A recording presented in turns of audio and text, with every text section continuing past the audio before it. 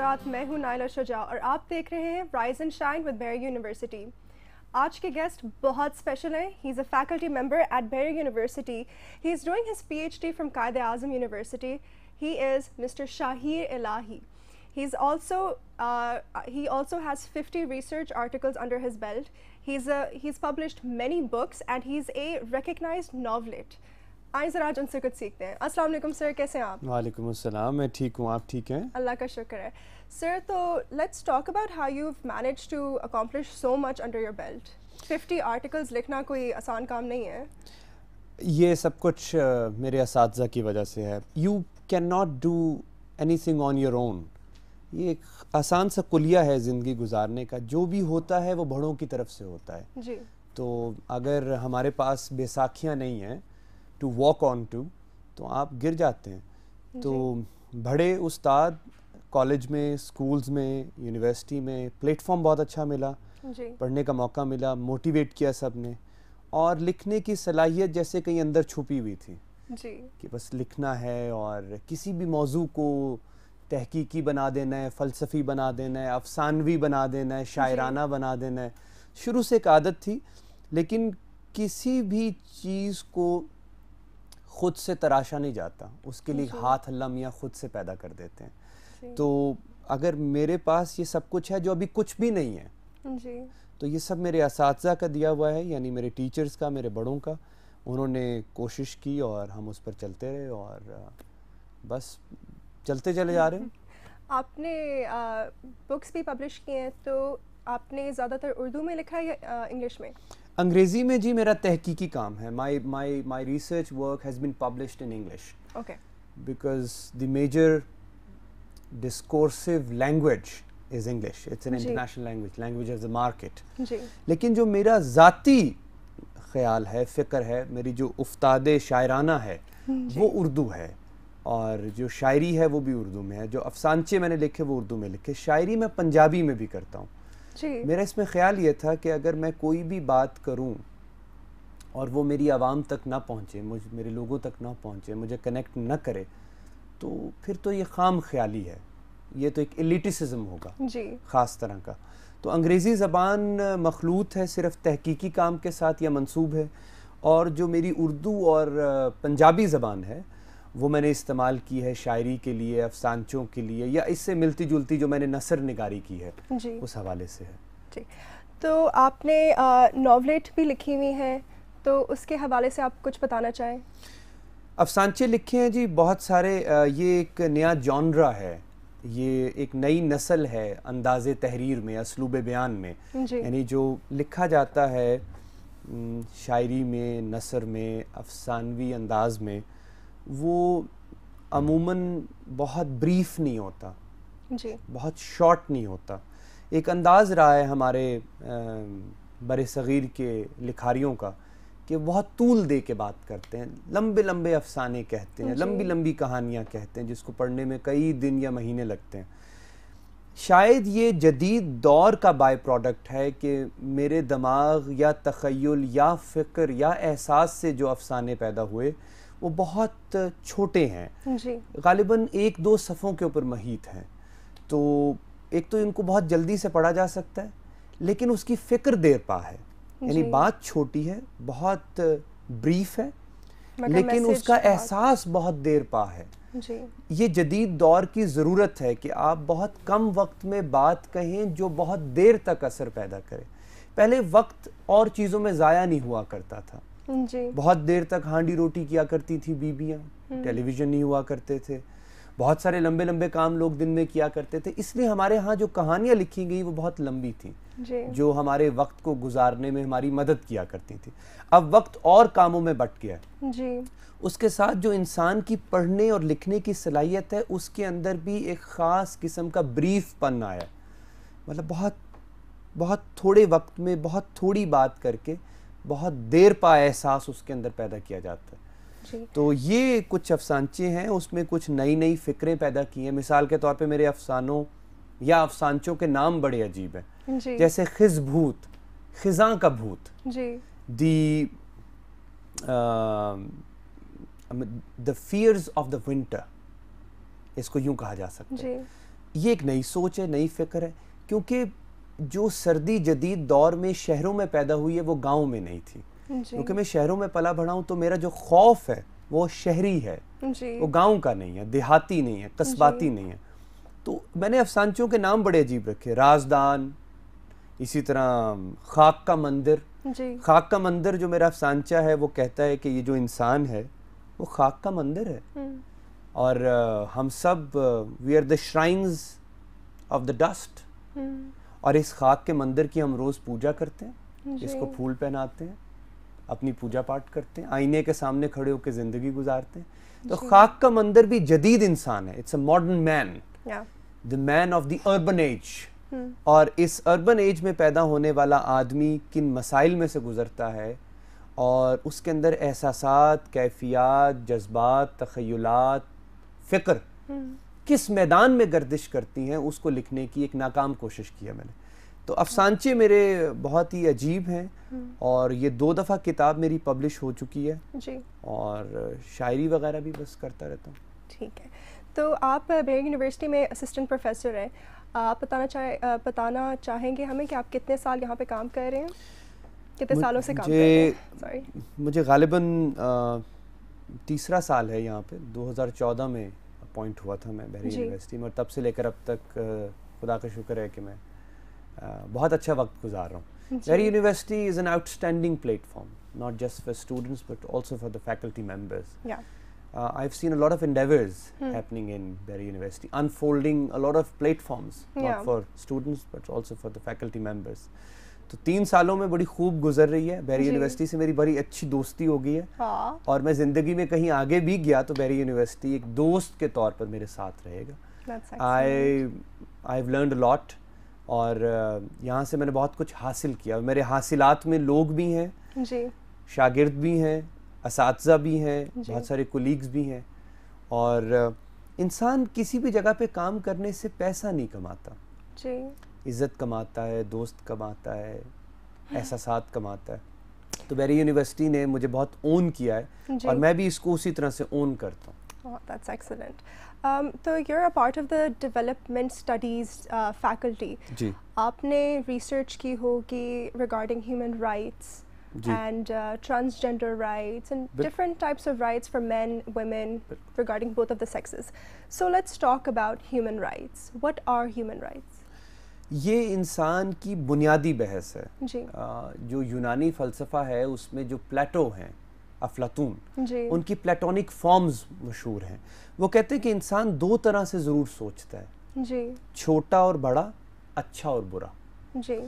تو انسان کے اندر بنیادی صلاحیت ہے کہ وہ کسی بھی چیز کی طرف دیکھتا ہے تو یوں دیکھتا ہے کہ وہ کتنی اچھی یا بری ہے, یا چھوٹی یا بڑی ہے. It is somehow innate in our culture to look at things with this angle کہ مجھ سے کوئی چھوٹا ہے, میں کسی سے بڑا ہوں. تو بہت شروع سے انسان کے اندر یہ فکر پیدا ہوئی کہ وہ اپنے آپ سے کسی کو چھوٹا کرتا ہے یا کسی کو بڑا سمجھتا ہے یا بڑا سمجھتا ہے. اس کے اوپر بہت ساری موومنٹس پیدا ہوئیں. بہت شروع سے, مطلب ہزاروں سال کی انسان کی تاریخ ہے, اور آپ دیکھ لیں جو شروع میں مذاہب پیدا ہوئے ہیں, جیسے ہندو دھرم ہے, تو اس کے اندر ورنا سسٹم ہے یا کاسٹ سسٹم ہے, جاتی پاتی اس کو کہا جاتا ہے آسان سنسکرت کی زبان میں. تو بہت زیادہ انسان کے اندر یہ فکر, یہ سوچ پیدا ہوئی کہ کس طرح سے یکساں حقوق دیے جا سکتے ہیں, یعنی ایکول رائٹس کی بات کی جا سکتی ہے. یعنی کہ آپ اور میں اس طرح سے ایکول ہیں کہ ہم سب آزاد پیدا ہوئے ہیں. اس سے پہلے یہ تصور نہیں تھا. یعنی انسان نے تاریخ میں جو سب سے پہلے مقدمہ پیدا کیا ہے وہ اسی چیز پر پیدا کیا ہے کہ ہم ایک ہیں. ورنہ اس سے پہلے کبھی اس پر بات نہیں کی گئی تھی. سمجھا یہ جاتا تھا کہ کچھ انسان خدا کی طرف سے بھیجے ہوئے ہیں, اور وہ نسلی طور پر ریشلی سپیریئر ہیں, اور بہت سارے لوگوں کو انفیریئر کنسیڈر کیا جاتا ہے. اس پر کاسٹ سسٹم بھی بنے, ورنا سسٹم بنے, اس سے سوسائٹیز کے اندر سٹیٹسز کو اسٹیبلش کیا گیا. لیکن آپ جتنی بھی تحریکیں دیکھتے ہیں فلسفے کی, یعنی چاہے وہ گریک فلسفی ہو, یا جتنی بھی آپ ریلیجس موومنٹس دیکھتے ہیں, جیسے بھکتی موومنٹ ہندو دھرم کی. اسی طرح آپ بودھزم کی جو تحریک دیکھتے ہیں, بودھ مت کی, جس میں سدھارتھ جن کو آپ لارڈ بدھا کہتے ہیں, ان کے ہاں بھی جتنی بھی فلسفیانہ تحریکیں پیدا ہوئی ہیں اس کا بنیادی مقصد یہ تھا کہ تمام انسان یکساں ہیں, ایک ہیں, اور اس کی تعبیر بڑی اچھی پیش کرتے ہیں. دیکھیں آپ پتہ نہیں کس ذات نسل سے ہیں, میں کس ذات نسل سے ہوں, آپ نے کیا پڑھ رکھا ہے, میں نے کیا پڑھ رکھا ہے, اس سے ماورا انسان یکساں ہے, ایک جگہ پر مشترک ہے, اور وہ احساس ہے تکلیف کا اور درد کا. خدا نہ خواستہ اگر کوئی شخص یہاں سے گر جائے, اگر وہ ہمارا رشتہ دار نہ بھی ہو, تو مجھے تکلیف بہت ہوگی. تو کسی کے گر جانے سے جو میرے اندر احساس پیدا ہوتا ہے, یہ مجھے اور اس شخص کو ایک کرتا ہے, مشترک کرتا ہے. جی, تو جو سمپتھیٹک ہونا ہے یا جو ایمپتھی کریٹ کرنا ہے, یہ انسان کے اندر یونیورسل ہے. یعنی کہ انسان کے اندر خدا نے ودیت کیا ہوا ہے, اٹس انیٹ, وہ بھی ہے. تو اس کے اوپر بہت ساری تحریکیں پیدا ہوئیں کہ ہم تمام انسان یکساں ہیں. We are born free and equal. Yes. We are equal in respect and dignity. لیکن اس کے باوجود یہ ساری باتیں زبانی کلامی ہیں. بہت ساری پالیسیز بنتی ہیں اسٹیٹ لیول پر, ریجنل لیول پر, انٹرنیشنل اسکیل کے اوپر. ڈیولپمنٹ سٹڈیز میں جب ہم بہت سارے اپنے دوستوں سے بات بھی کرتے ہیں اور پڑھاتے بھی ہیں, بہت سارے ڈیولپمنٹ گولز ہیں. اس کا مقصد ہی یہ ہے کہ تمام انسانوں کو ایک جیسے حقوق ملے. لیکن یہ باتیں جب عمل میں آتی ہیں تو مس ٹرانسلیٹ ہو جاتی ہیں, یعنی کہ پوری طرح سے اپلائیڈ نہیں ہوتی ہیں, اس کی پریکٹیکلٹی جیسے بلر ہو جاتی ہے. تو انسانی حقوق انسان کا بنیادی موضوع ہے, یعنی یہ ہمارا بیسک آرگیومنٹ ہے, یہ ہمارا بنیادی عمرانی فلسفہ ہے, یعنی کہ ہمارا بیسک سوشل فینومینن اور آرگیومنٹ ہے. اس پہ انسان نے بہت بات کی ہے, مذاہب کی صورت میں بات کی ہے, فلسفے کی صورت میں بات کی ہے, اور بھی بہت طرح سے انسان نے اس پر بات کی. اب جو ماڈرن ایج میں ہے, ہم اس کو یونائٹڈ نیشنز کا چارٹر بھی کہتے ہیں, ڈیکلریشن آف ہیومن رائٹس بھی کہتے ہیں, اب اس کو ہم ایوان بھی کہتے ہیں, اس کو پارلیمان بھی کہتے ہیں, اس کے بہت سارے نام پڑ گئے ہیں. لیکن بنیادی مقصد وہی ہے کہ انسان تمام یکساں حقوق رکھتے ہیں, ایک ہیں, اور کسی کو کسی پر فوقیت نہیں ہے. ہم ایک ہیں, ہم سب کو بھوک لگتی ہے, دھوپ پڑے تو ہم سب کا چہرہ اور اس کی جلد جلتی ہے, آنکھوں میں روشنی پڑے ہم سب کی آنکھیں بند ہو جاتی ہیں. ہم سب ایک ہیں, ہمیں سب کو نیند آتی ہے, پیاس لگتی ہے, ہم سب کی کچھ مادی ضرورتیں ہیں, جسمانی ضرورتیں, اس میں ہم یکساں ہیں. تو نسل پرستی کے خلاف بہت بڑی آواز اٹھائی گئی ہے اس دور میں, اور اس سے پہلے بھی. انسان کا بنیادی مقدمہ ہے اپنے حقوق کے لیے, اور جو حقوق وہ اپنے لیے پسند کرتا ہے وہ اوروں کے لیے بھی پسند کرے. اس کو کہتے ہیں بیسک ہیومن رائٹس. اس میں ہم تمام ایک ہیں, اور ہونا چاہیے کم سے کم نفسیاتی سطح پہ. ٹھیک ہے, تو ہم جو کانسیپٹس کی بات کرتے ہیں, رائٹ, ڈیوٹی اور رسپانسبلٹی, اس میں ہم فرق کیسے ہائی لائٹ کر سکتے ہیں؟ دیکھیں, کوئی بھی سوسائٹی گروم کرتی ہے اپنے سٹیزن کو, کچھ رائٹس اس کے فلفل کیے جاتے ہیں, اور فلفلمنٹ آف رائٹس کے نتیجے میں وہ ڈیوٹیز پرفارم کرتا ہے.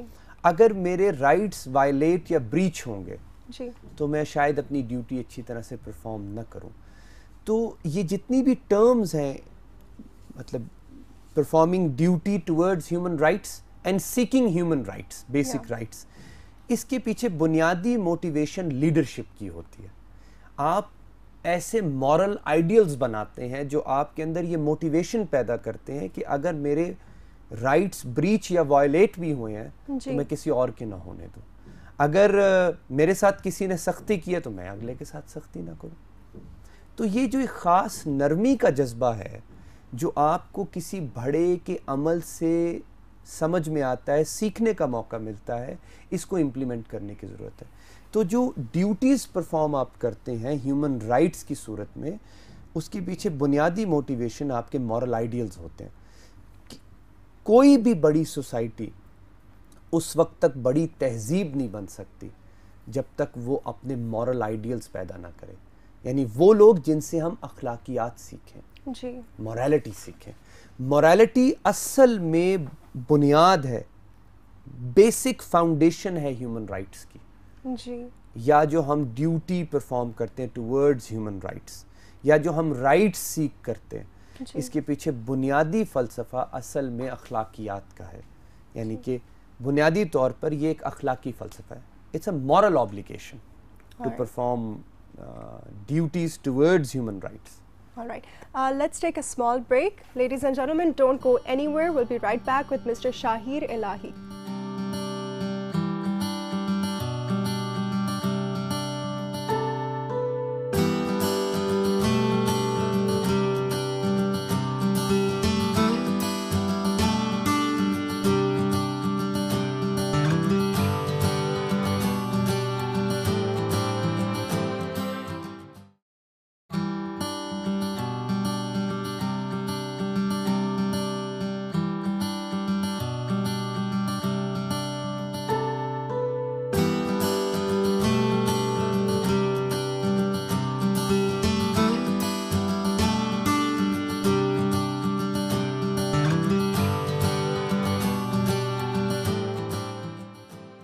Welcome back, ladies and gentlemen. ہم بیٹھے ہوئے مسٹر شاہیر الہی کے ساتھ.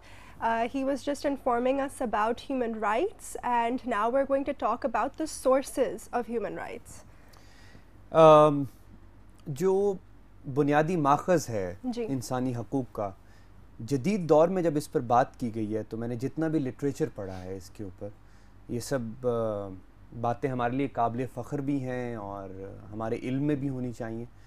تو جو میثاق مدینہ ہے رسول اللہ صلی اللہ علیہ وآلہ وسلم نے جو مسودہ تحریر کروایا اور اس کے بعد جو خطبہ حجۃ الوداع ہے یعنی the last sermon of the Prophet Muhammad peace be upon him اس کو کنسیڈر کیا جاتا ہے as first written treatise on human rights اور اس میں سے بہت زیادہ اخذ کیا گیا ہے بہت زیادہ انفر بھی کیا جاتا ہے استنباط کیا جاتا ہے اس تمام فلسفے میں سے کیسے انسانی حقوق یکساں بنائے جا سکتے ہیں. جیسے نبی مکرم علیہ الصلوۃ والسلام کا خطبہ حجۃ الوداع ہے آپ بیان فرماتے ہیں کہ کسی عربی کو کسی اجمی پر فوقیت نہیں ہے کسی اجمی کو کسی عربی پر نہیں کسی کالے کو کسی گورے پر نہیں ہے کسی گورے کو کسی کالے پر نہیں ہے ما سوائے تقویٰ پر یعنی اللہ فیصلہ کرتے جس میں اللہ کی خشیت ہو. اور آپ نے یہ آگے بیان فرمایا کیونکہ تم سب آدم سے ہو اور آدم مٹی سے تھے. اتنی اتنی اتنی خوبصورت گلوریفیکیشن ہے کہ انسان کو فخر اس کی عاجزی اور انکساری اور منکسر المزاجی پر ہونا چاہیے غرور نہیں ہونا چاہیے. تو ہیومن رائٹس نے بنیادی طور پہ سب سے پہلے آواز اٹھائی ہے جدید دور میں آج سے 1400 سال پہلے رسول اللہ صلی اللہ علیہ وآلہ وسلم کے خطبہ حجۃ الوداع اور میثاق مدینہ کے تحریری مسودے میں سے. اس کے بعد ایک اور بڑی کتاب سامنے آئی کچھ عرصے کے بعد جس کو ہم کہتے ہیں رسالۃ الحقوق. یہ آپ کو بنیادی طور پہ تمام لٹریچر میں ملے گا حضرت حسین ابن علی کی لکھی ہوئی. اس کے اندر بھی بنیادی بات کی گئی کہ انسان افضل ہے انسان کی حرمت اکبر ہے انسان کی حرمت کو فضیلت ہے اور کئی احادیث میں یہ بھی آیا ہے کہ جو حرمت انسانی ہے وہ حرمت کعبہ کے برابر ہے یا اس سے افضل ہے. یعنی کہ رسپیکٹ آف دی کعبہ سے زیادہ ہونی چاہیے respect of the single civil. کتنی خوبصورت بات ہے.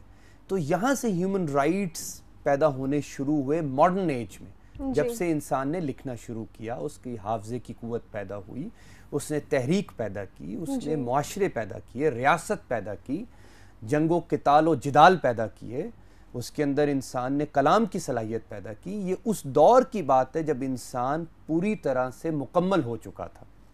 تو وہاں پر بنیادی فلسفہ یا بنیادی مقدمہ تحریر کیا گیا میثاق مدینہ کی شکل میں. پھر رسالۃ الحقوق حسین ابن علی نے تحریر فرمائی. اس کے بعد آپ کو میگنا کارٹا بھی ملتا ہے. پھر ورلڈ وار 2 کے بعد بہت ساری تحریکیں سامنے آئی. جان لاک ایک بہت بڑے آدمی ہیں اور میں ان کا بڑا دلدادہ ہوں فین ہوں.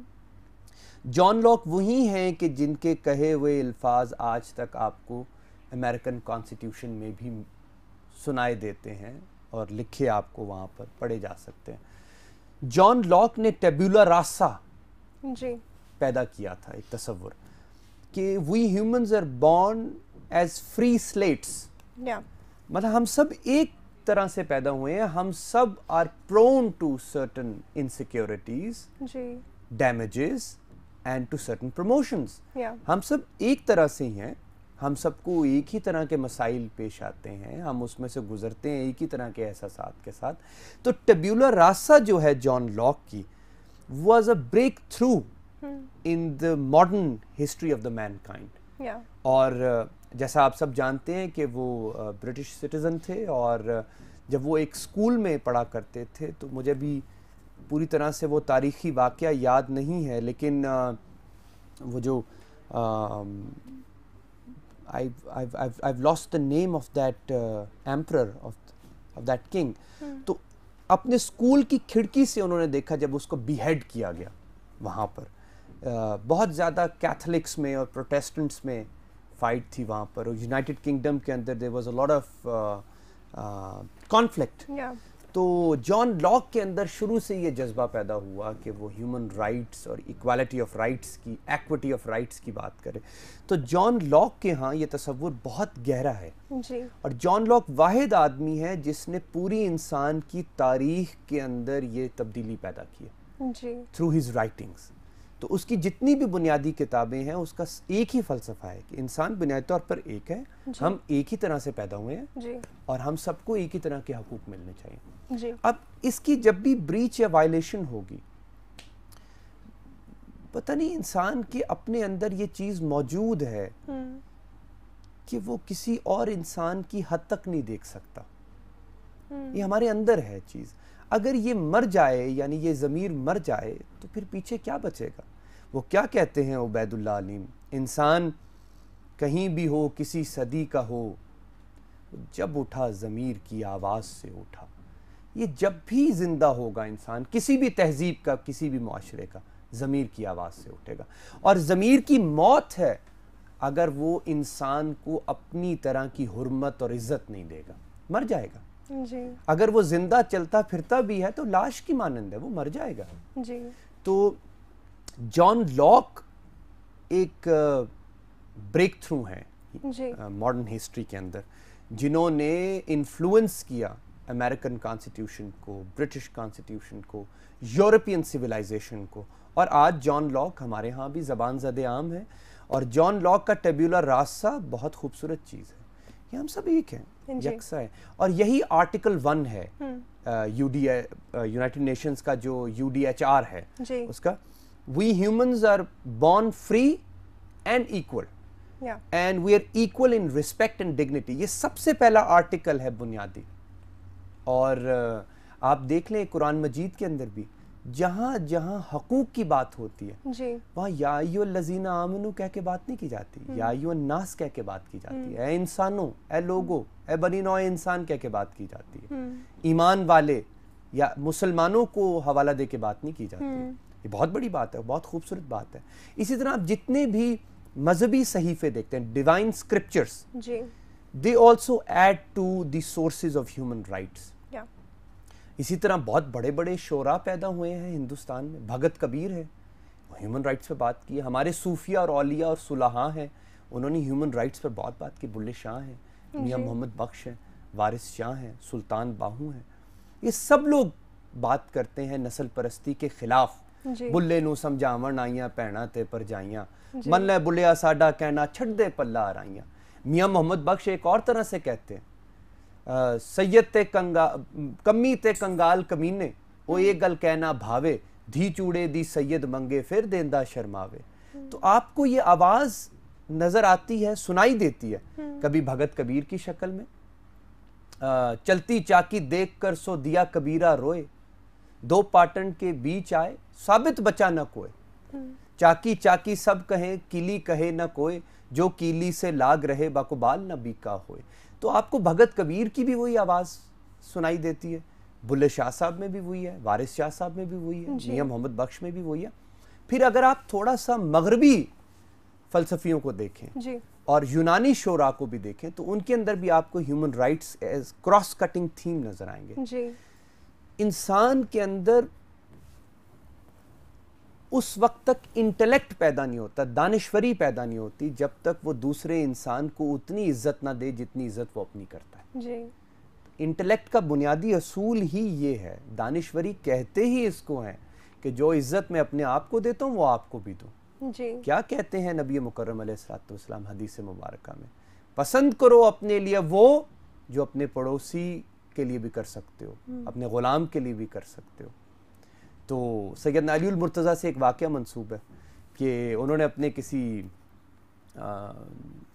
اصحاب میں سے کسی کو بھیجا اور کہا کہ کچھ سامان وغیرہ لے کر آئیں, کپڑے وغیرہ. وہ لے کر آئے کپڑے, تو ایک بہت خالصتاً ریشم کا بنا ہوا لباس تھا اور ایک ذرا کھردرا تھا. تو آپ نے کہا یہ کس کے لیے؟ فرمایا یہ آپ کے لیے, کیونکہ آپ امیر المومنین ہیں, خلیفۃ الوقت ہیں. اور یہ کس کے لیے لاؤ؟ یہ میں اپنے لیے لایا ہوں کیونکہ میں آپ کا غلام ہوں. تو آپ نے فرمایا یہ تمہارا ہے جو ریشم کا, یہ میں پہنوں گا. یہ جو ہیومن رائٹس ہے یہ مورل آئیڈیل سے پیدا ہوتا ہے. اس کی سورس آف انسپریشن ریلیجن رہا ہے, پروفٹس رہے ہیں. جیزس آف نیزرت جو مسیح ناصری ہیں, حضرت عیسیٰ علیہ السلام, وہ ایک بہت بڑے مورل آئیڈیل ہیں. وہ اپنے جو خدام تھے, جو ان کے ساتھ ان کے غلمان تھے, جو ان کے ساتھ ان کے اصحاب تھے, اگر ان کو پاؤں میں چوٹ بھی لگ جایا کرتی تھی تو پاؤں چوما کرتے تھے, صاف کیا کرتے تھے. مطلب انسان کی حرمت کو ان پریکٹس لے کر آئے ہیں پروفٹس. اور ماڈرن ایج میں ایک اور نام ہے جان لاک, جنہوں نے اس کو نفسیاتی طور پر انسان کی بنیادی متا بنایا کہ انسان اسی میدان میں سوچے کہ ہم سب ایک ہیں. بہت دل دکھتا ہے ہیومن وائلیشنز پر, اور کسی بھی سطح پر ہو, کہیں پر بھی ہو, چاہے وہ کشمیر میں ہوئے, چاہے وہ فلسطین ہے, روہنگیا ہے, میانمار ہے, اس کے علاوہ اور بھی ہے. جہاں جہاں پر بھی انسان کا قتل ہوتا ہے یا انسان کے حقوق کا قتل ہوتا ہے, ہمارا دل دکھتا ہے. اگر دل نہیں دکھتا تو دل والی جگہ پر ہے نہیں, اس نے بھی دھڑکنا سیکھا نہیں ہے. میرا افریقہ میں بیٹھے ہوئے کسی آدمی سے کیا تعلق ہے؟ دکھ کا تعلق ہے, تکلیف کا تعلق ہے, احساس کا تعلق ہے. احساس کو پیدا رکھنے کا نام ہی ہیومن رائٹس ہے. میرے احساس نہ مر جائیں دوسرے آدمی کے لیے. بس محسوس کیجئے, اگر مجھے بھوک لگتی ہے, مجھے پیاس لگتی ہے, تو آپ کو بھی لگ سکتی ہے. آپ بھی بھوکے ہیں, آپ بھی پیاسے ہیں. اور اس کو ہندوستان کی تہذیب میں, اور پھر بعد میں جب ہندوستان اور پاکستان علیحدہ ہو گئے اور آزاد ہو گئے, تو ہمارے ہاں آپ کو جو ایک صوفی کلچر ملتا ہے, اس کی بنیادی تحریک کیا ہے؟ Human rights. اٹھ کھڑ کے دکڑ وجے تتا ہوئے چلا, آن فقیر کھا کھا جامن راضی ہوئے بل.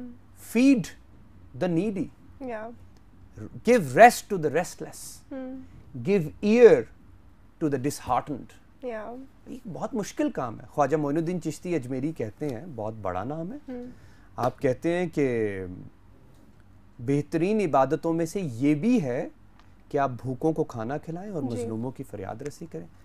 تو ہیومن رائٹس ان پریکٹس ہوگی جب آپ ان سورسز کو غور سے پڑھیں گے, ورنہ نہیں پیدا ہوگی. بات کرتے ہیں ہیومن رائٹس وائلیشن کی. In the modern situation, modern international global structure میں ہمارے ہیومن رائٹس کیسے وائلیٹ ہو رہے ہیں اور ہم اس کو کیسے پروٹیکٹ کر سکتے ہیں؟ How can we stand up for our human rights?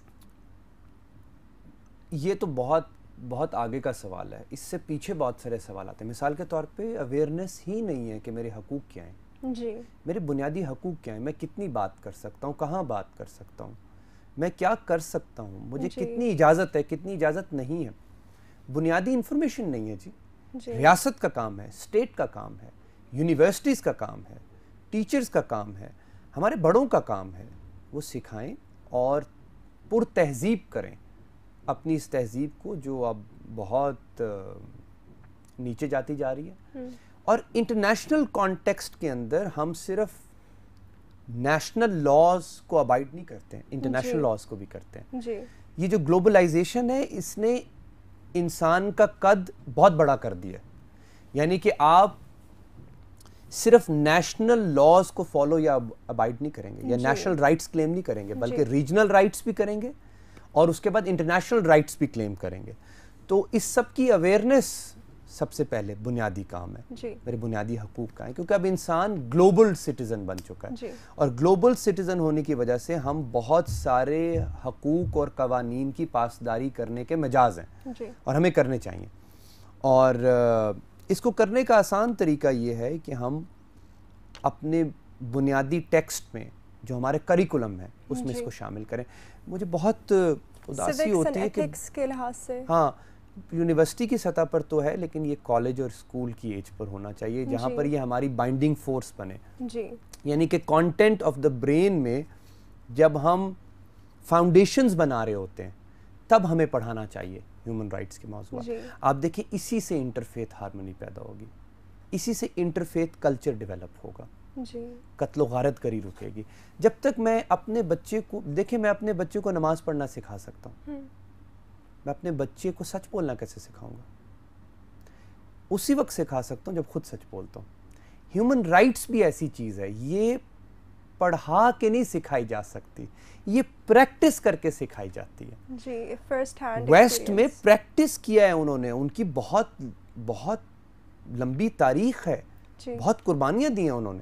اور مغرب میں آج دیکھ لیں انسانی حقوق کی پرچار کی ضرورت نہیں ہے, دے پریکٹس اٹ.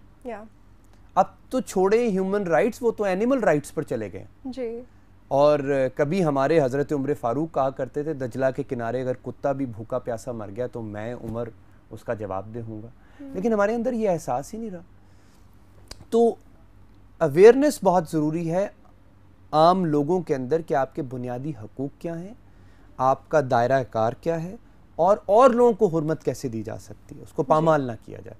تو ہمارے ہاں کیونکہ ہیومن رائٹس اور ایتھکس کے اوپر زیادہ بات نہیں ہوتی ہے, تو آپ دیکھ لیں ہمارا اسٹریٹ کرائم لیول کیا ہے, ہمارا ڈومیسٹک وائلنس کا ریٹ کیا ہے, ہمارے وومن رائٹس کتنے بریچ ہوتے ہیں, ہمارا چائلڈ پروٹیکشن کتنا انسیف ہے, ہمارے ریلیجس رائٹس کیسے مجروح کیے جاتے ہیں, ہمارے میونسپل رائٹس کے بارے میں کسی کو فکر نہیں ہے, ہمارے نیشنل رائٹس کے بارے میں کسی کو علم ہی نہیں ہے.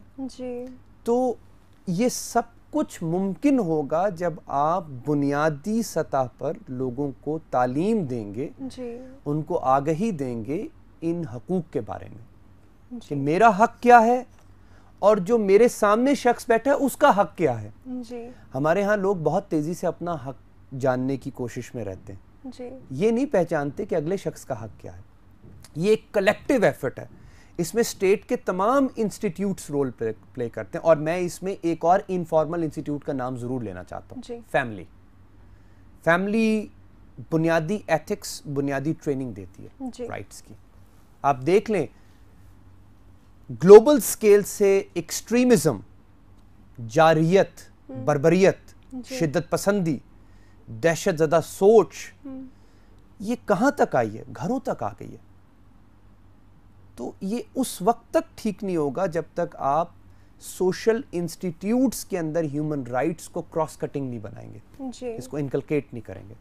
ٹھیک ہے, ہمارا نیکسٹ ٹاپک ہے ٹرانسجینڈرز کے بارے میں.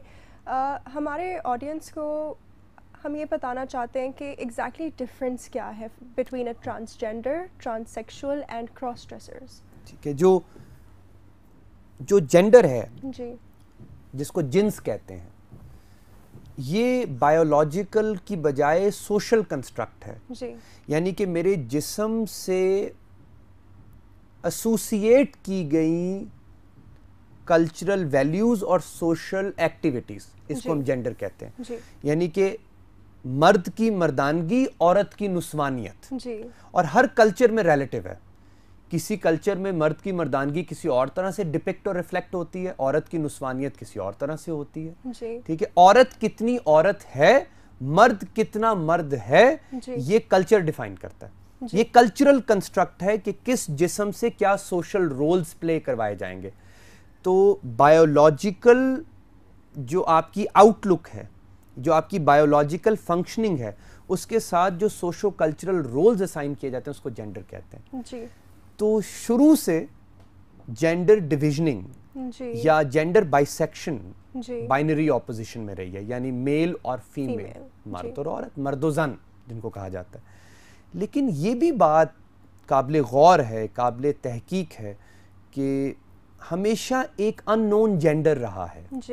اور اگر آپ پرانی کیو پینٹنگز دیکھیں, اگر آپ بہت پہلے مصر کے اندر بھی غاروں کے اوپر جو تصویریں بنائی گئی ہیں, یا اس سے پہلے بھی جو ہمارے پرانے پینٹرز ہیں انہوں نے پینٹنگز کی ہیں انسانی تہذیب کے, تو انہوں نے کہیں نہ کہیں اس ان نون جینڈر کو ریفلیکٹ ضرور کیا ہے کہ یہ کہیں ہے, اور اس کو یوں ریفلیکٹ کیا ہے کہ وہ رول پلے نہیں کر سکتا جو میل کرتا ہے, اور وہ رول بھی پلے نہیں کر سکتا جو فیمیل کرتی ہے. مثال کے طور پہ انٹائر فیمیل باڈی کا رول کیا ہے؟ ریپروڈکشن. اور میل کا رول ہے پبلک پولیٹیکل ڈسکورس. ٹھیک ہے, سوشل سائنسز کو یوں ڈیوائڈ کرتی ہے, میل کو کہتی ہے ہنٹر, فیمیل کو کہتی ہے گیدرر, اور اسی کو سوشل سائنسز کی بائی سیکشن کہتے ہیں. لیکن ان دونوں رولز کے درمیان میں ایک اور جینڈر بھی رہا ہے, اس کو ہم کوئر سیکچوالٹی, کوئر جینڈر بھی کہتے ہیں, ٹرانس جینڈر بھی کہتے ہیں, کراس ڈریسر بھی کبھی کبھی کہتے ہیں. تو یہ جو ٹرانس جینڈرز ہیں, ان کے رائٹس آئیڈینٹیفائی کرتے ہوئے ہمیں بہت دیر لگی ہے, کیونکہ ہم ان کو انڈرسٹینڈ نہیں کر پا رہے تھے. تو ہندوستان کی تہذیب میں اگر آپ دیکھیں تو خواجہ سراں ہیں, ہجڑے ہیں, مخنث ہیں, یا المعروف آسان زبان میں کہا جاتا ہے خسرا, اور ان کو پھر ان کی باڈی کے ساتھ ڈیفائن کیا جاتا ہے کہ ان کو کون سے سوشل رولز دیے جائیں گے. تو ٹرانسجینڈر رائٹس کم سے کم اب انسانوں نے سمجھا ہے کہ اس لیول پر تو بریچ نہیں کیا جا سکتے باڈی کی سطح پر. they are born free and equal. They think like us. Just like as in yes, the human they charter, feel like us. United Nations national وہ جو charter ہے جی بالکل, اس کے اندر بھی given ہے free and respect کا کہا ہے. ہم کچھ ڈیولپنگ نیشنز ہیں وہ پیچھے ہیں جی, لیکن آپ ایشین ٹائیگرز کو دیکھیں جو جیسے ہانگ کانگ ہے, ملیشیا ہے, انہوں نے اس کے اوپر لیجسلیشن کی ہے, اور انہوں نے ان کو قانونی طاقت پہنچائی ہے کہ بھائی وہ اپنے رائٹس کلیم کر سکتے ہیں. ہمارے ہاں بھی کچھ آوازیں اٹھ رہی ہیں, اور جو اچھی آوازیں, اور ٹرانسجینڈر خاصی بڑی تعداد میں ہندوستان اور پاکستان کی تاریخ میں آپ کو ملتے ہیں, اور بڑے بڑے رولز پلے کرتے تھے. دیکھیں جی, ہمارے ہاں جب سوشل اکنامک ایکٹیویٹیز چینج ہوئی ہیں تو ٹرانسجینڈر کی ایکٹیویٹیز بھی بدل گئی ہیں. پہلے یہ کیا کیا کرتے تھے, یہ زنان خانوں میں جایا کرتے تھے, یہ مردان خانوں میں جایا کرتے تھے, یہ ان کے درمیان میں برج ہوا کرتے تھے, یہ سیکرڈ پلیسز پر جایا کرتے تھے, سیکرڈ ڈیوٹیز پرفارم کرتے تھے, شرائنز کے کسٹوڈین ہوتے تھے, مجاور دربار ہوا کرتے تھے, مجاور خانقاہ ہوا کرتے تھے, مجاور حرم ہوا کرتے تھے, مساجد کو صاف رکھا کرتے تھے, یہ وقت آنے پر گارڈ بھی کیا کرتے تھے سوسائٹی کو, کمیونٹی کو, اور عورتوں کے بال بھی بنایا کرتے تھے. تو یہ ملٹیپل رولز پلے کیا کرتے تھے. ان کی ملٹیپل فنکشننگ کو مد نظر رکھتے ہوئے ہندوستان کے اندر ان کے بہت سارے حقوق تھے, ان کے بہت سارے رائٹس تھے.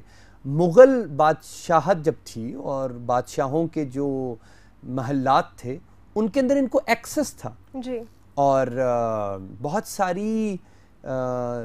بہت ساری ایسی سچویشنز میں جہاں نہ مرد جا سکتے نہ عورت, وہاں پر یہ لوگ جایا کرتے تھے, کام کیا کرتے تھے. اور ہمارے ہاں post independence, post colonial age بہت زیادہ اسٹیریوٹائپنگ کی گئی ہے, جو بہت غلط بات ہے. اور اگر آپ دیکھیں تو کتنا مشکل ہے کسی بھی ایک ایسے خواجہ سرا کے لیے کسی بھی یونیورسٹی میں پڑھنا, کالج اسکول میں پڑھنا, وہ مذاق بن جائے گا, کیونکہ ہمارے ہاں چھوٹی عمر سے ہی جینڈر ڈیویژننگ کر دی جاتی ہے. اور یہ ہمارے ہاں نہیں ہے, ویسٹ میں بھی ہے. all over the world. The boys blue, girls pink. Thank you so much for joining us, Mr. Elahi. It was an honor to have you here talking about human rights and transgender rights. Ladies and gentlemen, that's all the show we have for you today. But stay tuned. We'll be back tomorrow with another episode. Allah Hafiz.